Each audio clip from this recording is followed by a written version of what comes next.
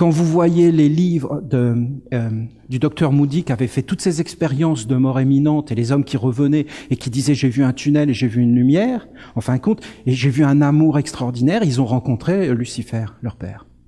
Et en fin de compte, c'est ça, Lucifer, c'est une beauté, c'est de la poésie, c'est des arts, mais dans le fond, derrière, il n'y a pas de consistance, et tu te réincarnes. Et tu te transformes pas. Et en fin de compte, au bout d'un moment, tu la perds, ta lumière.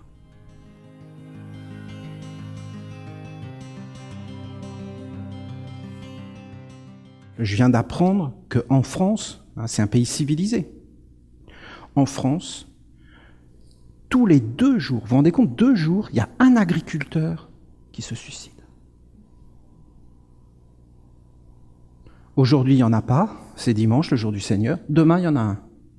Mardi, il n'y en aura pas, mais mercredi, il y en a un. D'accord ?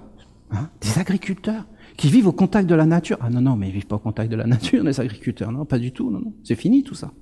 Ils vivent avec des tracteurs, ils vivent avec des produits chimiques. Est-ce que vous savez qu'il y a des enquêtes qui sont faites qui montrent qu'il y a une explosion des cancers chez les agriculteurs ?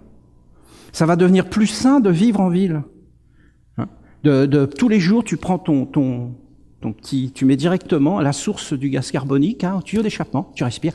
Et l'agriculteur qui respire dans la nature, il tombe plus malade que le citadin avec tous les produits qu'ils mettent sur la terre. C'est un acte. Est-ce que c'est un crime ? Voilà les questions. Je ne vous parle pas des petits criminels qui volent du pain, moi. Je vous parle de la criminalité généralisée. Qui est responsable des suicides et des morts par cancer ? Le ministre de l'Agriculture. Ça me paraît évident. Mais est-ce qu'il est vraiment responsable ? Puisqu'il a été élu par un monde sans religion, puisque l'agriculture appartient à Dieu, puisque c'est la science des mystères, les mystères d'Éleusis, et toutes ces choses. Les religieux ne sont plus dans les champs, en train de bénir les récoltes, et en train de donner les lois sacrées. Vous savez comment les Gaulois bénissaient les champs ? Ils pratiquaient le sexe dans les buissons. Ça, c'est les Gaulois. Et les champs étaient fertiles, d'accord ? Voilà. Et attention, qu'est-ce qu'ils faisaient ? Par exemple, en Asie, quand c'était la récolte, tous les ermites, tous les moines, ils les dégageaient. Ils leur disaient, partez, vous allez nous porter la poisse. Vous n'êtes pas des jambons. Nous, ce qu'il nous faut, là, c'est des lapins, des êtres qui y vont, des copulateurs, pour que la terre soit fertile, soit riche. Et pas des êtres qui sont dans la mort, dans l'abstinence. Et c'est comme ça qu'on faisait, les fêtes de Beltane, tout ça, c'était ça. C'était ça. Et ça a été déclaré des fêtes païennes parce que les chrétiens, ils n'en pouvaient plus de voir tout ça. Donc, en fin de compte, ils ont amené le malheur. Et l'infertilité. Et après, cette infertilité, elle a été amenée par quoi ? Maintenant, ils mettent du Roundup, des pesticides et des fertilisateurs. Pas bon, le sperme est meilleur. D'accord ? Mais oui. La vie est meilleure, ça amène l'abondance. La vie heureuse amène la vie belle dans les champs, dans les plantes, dans les légumes, parce que le bonheur se reflète sur tout. Parce que le bonheur, c'est Dieu lui-même, c'est un ange de Dieu. Donc est-ce que c'est le ministre de l'Agriculture ? Non, le ministre de l'Agriculture, il essaie de faire fonctionner un monde complètement mort, où il n'y a plus les forces, parce qu'en fin de compte, la religion n'est plus dedans. Donc, n'ayant plus la religion, il y a une science morte qui est tournée vers le corps, et les hommes ne vivent pas pour faire apparaître l'autre vie.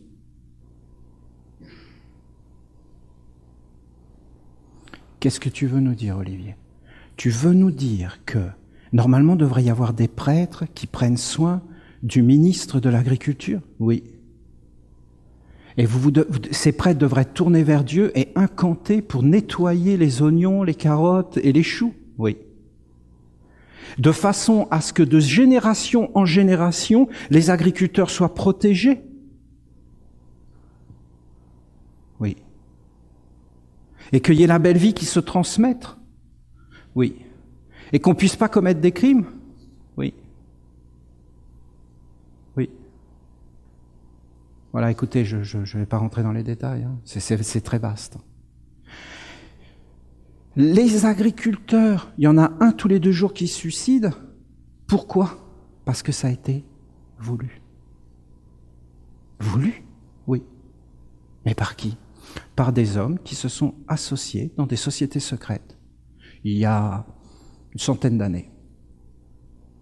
Et ces êtres ont pris des décisions. Ils ont dit, Dieu est mort. Alors on va gouverner. Associons-nous avec des forces de Lucifer. Et prenons le libre choix d'asservir les esclaves. L'agriculture, c'est fini. Les hommes ne chasseront plus. Les hommes ne cultiveront plus de jardin. Si tu crois que c'est toi qui as pris la décision, mais tu te trompes, mon ami, mais grave. Moi, mon grand-père, il faisait un jardin. Mon arrière-grand-père, il faisait un jardin. D'accord? Et tout le monde avait leurs légumes.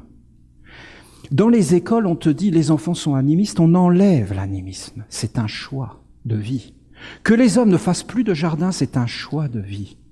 Que, en fin de compte, les hommes perdent leur savoir-faire et que des hommes à l'intelligence supérieure, comprenons-nous bien, des égrégores, des hommes se sont associés sur la terre et on dit quoi? Les présidents, la politique, c'est du vent. Qui gouverne? Les universités, les professeurs. Il faut amener une éducation et faire une sélection des meilleurs. Et dans ces meilleurs, il faut faire des greffes, c'est-à-dire amener une vision scientifique du monde. Il faut éradiquer tout artisanat. C'est voulu.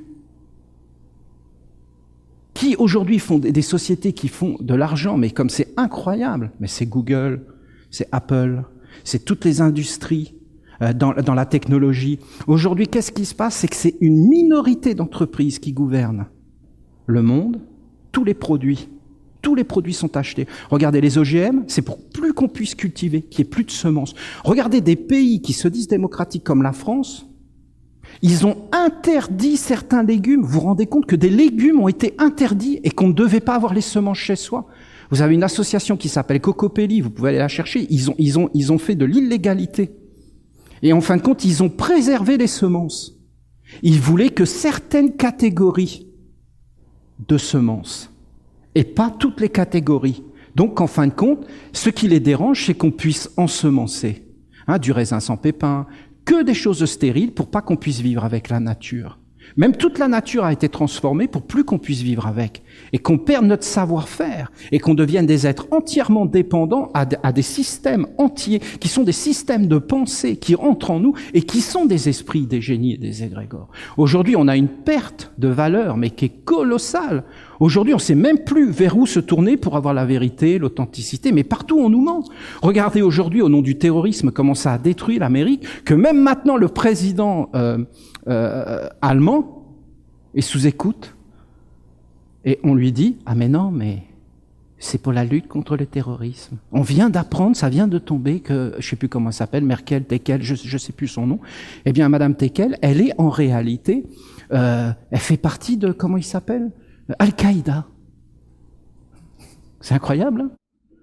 Et l'Europe, en réalité, est une succursale d'Al-Qaïda que l'Amérique espionne. Parce qu'Al-Qaïda est partout. Ça s'appelle une paranoïa. On est bien d'accord, c'est une paranoïa. Et ça donne quoi, tout ça? On a l'impression qu'on est en Union soviétique, là, maintenant. Que tout le monde est filmé, que tout le monde est surveillé, que tout le monde est contrôlé.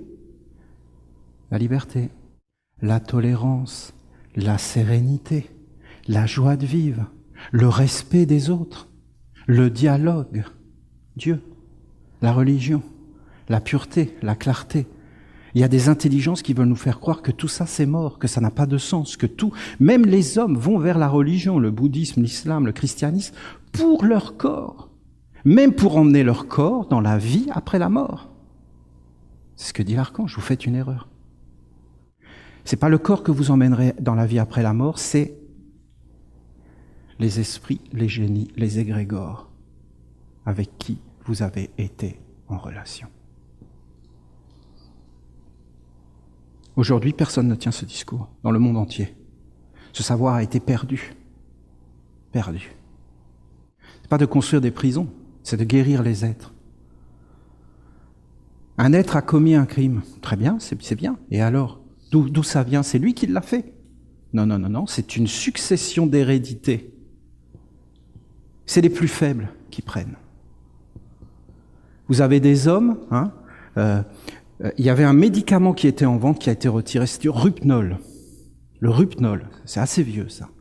quand tu prenais ce médicament, qui était sûrement un antidépresseur, je ne sais plus trop quoi, tu tombais dans un état d'hypnose, de sorte de somnambulisme inconscient, et il y a des êtres qui ont commis des crimes. Et ils ont nié farouchement. C'est pas moi.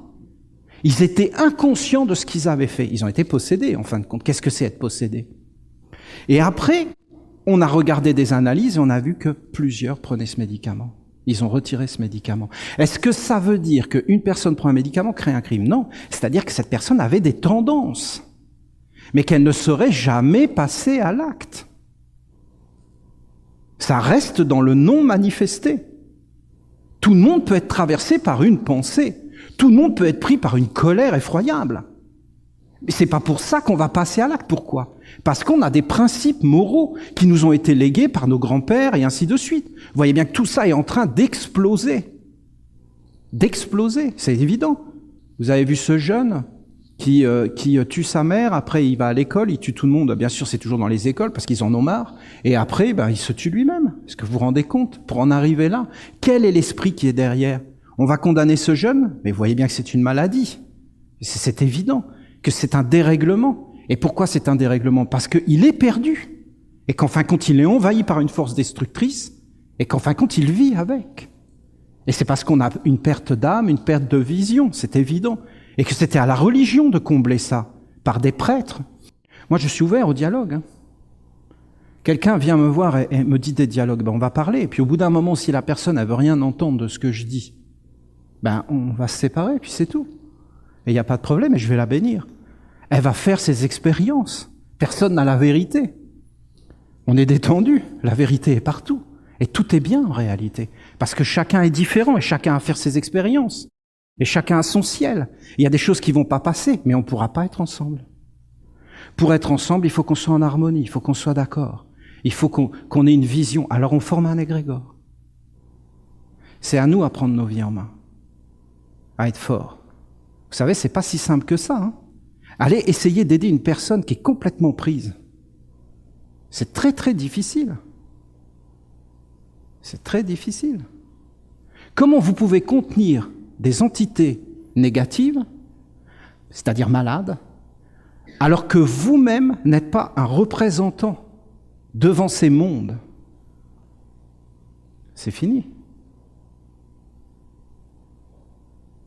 Comment lutter, comment guérir, comment se protéger, comment amener une perception, une vision. Je peux vous garantir que si c'était dans l'air, l'enseignement essénien, les êtres seraient rassurés, ils se poseraient. Les êtres auraient envie de... Il y a beaucoup d'êtres qui font beaucoup de bien partout. Le problème, c'est qu'ils n'ont pas le savoir. Vous avez plein de religieux qui vont dans des prisons, qui vont dans les soins palliatifs, mais ils n'ont pas le savoir. Alors maintenant, les yeux, tout ça, c'est fermé. Et les hommes, ils sont comme dans la rage. Parce qu'ils en ont marre, on leur a trop menti. Donc en fin de compte, les chemins sont fermés. Non, il faut toute une sagesse, toute une clarté, toute une vérité pour amener ces mondes. Alors tu amènes la paix, la guérison. Et les êtres sont rassurés. Parce qu'il n'y a pas d'êtres mauvais, mais il y a des êtres qui en ont marre de se faire taper dessus, c'est évident. Et à la fin, ils se révoltent. C'était normal de se révolter contre des dogmes qui étaient faux. Et c'était normal de se révolter contre tout un tas de choses qui n'étaient pas correctes. Mais en fin de compte, ça ne veut pas dire que parce que les hommes n'ont pas assuré, ce qui était derrière était faux. Les religions étaient vraies. Que les hommes n'aient pas été à la hauteur du message, c'est évident. Il fallait qu'ils s'organisent, ça ne se fait pas tout seul. Dieu ne descendra pas dans ces mondes. Il a donné à Lucifer le choix de créer tout un monde. Lucifer a créé tout un monde. Lucifer, tous les hommes le rencontreront. Tous les hommes rencontreront cette lumière. Lucifer aime ce qui est beau. Il aime ce qui est moral. Quand vous voyez les livres du docteur Moody qui avait fait toutes ces expériences de mort imminente et les hommes qui revenaient et qui disaient « j'ai vu un tunnel et j'ai vu une lumière », en fin de compte, et j'ai vu un amour extraordinaire, ils ont rencontré Lucifer, leur père. Et en fin de compte, c'est ça, Lucifer, c'est une beauté, c'est de la poésie, c'est des arts, mais dans le fond, derrière, il n'y a pas de consistance et tu te réincarnes. Et tu te transformes pas. Et en fin de compte, au bout d'un moment, tu la perds, ta lumière. Tu la perds parce qu'elle n'a pas d'existence propre. Seul Dieu est grand. Seul Dieu. Alors tu dois amener tout un corps jusqu'en bas. J'avais été voir des infirmières dans des soins palliatifs. Et je leur avais parlé, elle me disait, mais c'est incroyable, on croirait que tu es une infirmière. Tu sais exactement tout ce qui se passe ici. Tu connais exactement nos problèmes. Parce que nous, nos problèmes, vraiment, c'est ça. C'est que les familles sont plus là. Ça, c'est un de nos principaux problèmes. C'est que les morts sont, pas politiquement corrects. Mourir, c'est pas sain. Mais ça fait partie de la vie. Ah oui, mais on veut pas en entendre parler. D'ailleurs, on n'a plus de temps pour ça. Les gens n'ont plus de temps. On t'aime tant que tout va bien. Mais dès que tu deviens... Mais qu'est-ce que c'est que toutes ces mentalités? On doit t'aimer parce qu'on t'aime. C'était beau ces paroles pour le meilleur et pour le pire. Non? Il n'y a pas forcément que le meilleur, mais en fin de compte, le pire n'est pas si pire, c'est pas si pire. C'est pas si pire, c'est caché, il y a une sagesse derrière. Ça va apparaître. C'est pour te montrer qui tu es. C'est un choix, et c'est pas mauvais. Trouve l'adaptation. Ah oui, ils étaient contentes, oui, les infirmières. Le chômage, c'est voulu. Ça a été voulu. Les banques offshore, c'est voulu. On lutte contre les banques offshore. Non, vous n'avez pas le droit, mais c'était fait pour nous. C'est voulu, d'accord? C'est les gouvernements qui ont fait ça. Et derrière les gouvernements, c'était des sociétés qui ont décidé qu'est-ce qu'on allait manger, comment on allait penser, qu'est-ce qu'on allait croire, comment on allait vivre. Le chômage, c'est-à-dire qu'il n'y ait plus de travail, ça a été voulu. Parce qu'en fin de compte, on a dit que ça allait être une société de services, qu'on allait mettre de l'éducation, qu'on allait conduire les aides vers le haut, qu'on allait augmenter les impôts. Tout ça, ça a été pensé par des êtres, par des égrégores, et ces êtres ont appelé des mondes, et les religieux n'étaient plus là pour protéger les valeurs du travail, les valeurs du pain, les valeurs de l'agriculture, les valeurs de la famille. Les divorces en masse, c'est voulu. On appelle ça une libération, c'est pas du tout une libération, c'est une dégradation. Dégradation. Dès qu'on commence à toucher au côté féminin, tout s'en va. Les femmes étaient les femmes, c'est-à-dire le feu, le femme, feu, foyer, le feu. Et c'est elles qui gardaient le feu. Et les femmes ont toujours été les gardiennes de la culture, de la civilisation et de tout ce qui a amené le bonheur sur la terre. Et dès que les femmes étaient dégradées, vous pouvez être sûr que toute civilisation qui a dégradé les femmes, automatiquement ces civilisations étaient déjà en décomposition. C'est des signes. Quand on respecte plus la mère, le foyer, c'est fini. Après, c'est fini. Qu'est-ce que vous croyez? Après, tout arrive et tout est détruit. Voilà. Comment lutter? Comment guérir? Comment amener une guérison, une paix, une solidarité, un respect? Ça ne veut pas dire qu'il ne faut pas de sanctions. Alors, vous sentez comme c'est vaste tout ce que je vous ai dit, que je n'ai fait qu'effleurer? Parce que je peux vous garantir que l'intelligence qui veut conduire les hommes vers l'esclavage, en fin de compte, cette intelligence, elle est fixée, elle a des universités. Maintenant, ils sont vraiment, vraiment puissants sur la Terre. Alors, il faut se servir de toute cette puissance pour faire apparaître. Parce que je peux vous garantir que la seule puissance, c'est la puissance de la religion. Et que si la religion n'est pas associée avec la science, avec la justice, avec l'économie et la solidarité, la fraternité sur la Terre, c'est le fanatisme qui apparaîtra. Non? C'est pas ça. C'est pas ça dans ta vie. C'est pas comme ça. Hein? Quelqu'un t'humilie, te frappe, te met dans l'esclavage, se sert de toutes tes faiblesses pour t'écraser. Tu crois pas qu'à un moment donné tu vas te révolter, tu vas rentrer dans le fanatisme, dans la rage? Tu crois pas sérieux que ça va pas appeler toutes ces forces? Mais bien sûr que ça va les appeler. Et après vous allez avoir des religieux, parce que l'homme sans religion, il est perdu. Et vous allez avoir la religion des fanatiques, la religion des sectaires et des extrémistes, qui dictent des lois en disant c'est comme ça pour tout le monde, qui veulent faire rentrer tout le monde dans des moules. Tout le monde doit penser pareil et croire pareil, parce que ça les sécurise eux. Vous savez, c'est la personne qui veut absolument qu'on pense comme elle, parce qu'elle se sent mal toute seule. Mais non, mais Dieu est multiple, et dans tous les mondes, et Dieu est respect, Dieu est tolérance. On a mis des siècles pour arriver à la religion essénienne, c'est-à-dire la laïcité, qui est la religion essénienne. Mais de nouveau, ces êtres sont arrivés et ont pris la laïcité pour l'amener dans une forme de fanatisme et de destruction et de matérialisme Et pour en faire, en fin de compte, quelque chose où la laïcité, c'est de lutter contre Dieu. Alors que la laïcité, c'était la pluralité des mondes. Et ça devait faire apparaître ce qui était universel. Quand vous êtes là et que vous mettez les forces dans les bols, en fin de compte, vous dégagez tous ces mondes. Voilà, je ne peux pas vous en dire plus. Vous dégagez tous ces mondes. C'est tout un travail. C'est tous ces mondes qui sont dégagés. Voilà le travail qu'on est en train de mettre en place. On le fait déjà pour nous, on se structure, et quand on sera assez fort, les Esséniens, on se multipliera dans 100 ans, 150 ans, 200 ans. Ce savoir qui aura été mis au monde va être étudié. Des êtres vont s'en emparer en se disant « mais c'est exactement ça ». Parce que c'est ça, c'est l'avenir. Sinon, il n'y a pas d'avenir. Il n'y a pas d'avenir pour la justice. Ça va être, je vous dis, de plus en plus fermé. Les prisons vont se multiplier, les contrôles vont se multiplier, la criminalité va devenir n'importe quoi, les policiers vont être dégradés en faisant des actes de plus en plus ignobles, donc ils seront dégradés. Leur fonction sera dégradée, plus personne n'y croira. La justice sera dégradée et en fin de compte, on rentrera dans une dictature. Ce sont des phénomènes naturels de l'esprit. C'est comme ça.